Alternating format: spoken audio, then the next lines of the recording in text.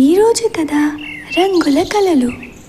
రంగాపురం అనే ఒక చిన్న గ్రామంలో మాధవ్ అనే ఒక చిత్రకళాకారుడు ఉండేవాడు.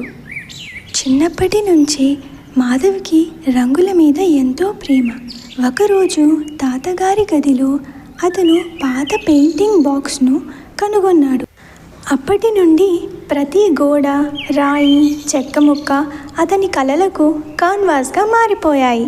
కానీ గ్రామస్తులకు మాధవ్ కళ మీద నమ్మకం లేదు. ఈ రంగులేమైనా తిండి పెడుతుందా మాధవ? రంగుల వల్ల ఏమవుతుంది, ఏం ఉపయోగం అని ఎప్పుడూ మాధవ్తో అంటూ ఉండేవారు. కానీ మాధవ్ మాత్రం ఊరివారి మాటలు విని ఎప్పుడూ నిరాశపడలేదు. ఒకరోజు రోహన్ అనే పర్యాటకుడు రంగాపురం మార్కెట్లో నడుస్తూ ఒక గోడపై ఉన్న రంగుల చిత్రాలను చూసి ఆశ్చర్యపోయాడు. రోహన్ మాధవ్ చిత్రలేఖనాన్ని ప్రశంసించాడు. అతని కళను నగరానికి తీసుకెళ్ళి ప్రదర్శించాలని అనుకున్నాడు. మొదట మాధవ్ సంకోచించినా చివరకు ఒప్పుకున్నాడు.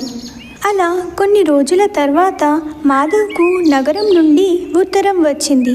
అతని కళ నగరంలో ఆదరణ పొందింది. గ్రామస్తులు ఆశ్చర్యపోయారు, మాధవ్ని ప్రశంసించారు. మాధవ్ ఎంత గొప్ప కళాకారుడైనా తన ఊరిలో ఉన్న చిన్నపిల్లలకి తనకు వచ్చిన చిత్రకళను ఎంతో ఆనందంగా నేర్పిస్తూ ఉండేవాడు. ఆ తర్వాత మాధవ్ ఎంతో గొప్ప చిత్రకళాకారుడు అయ్యాడు. దేశ విదేశాల్లో మాధవ్ యొక్క చిత్రాలు, అతని కళ ఎంతో ప్రాచుర్యం పొందాయి. ఈరోజు మన కథలో నీతి ఏంటంటే, మనం కూడా ఎవరో అన్నారని మన కళని తక్కువ చేసుకోకూడదు. మనపై మనకు నమ్మకం ఉంచి ముందుకు సాగాలి.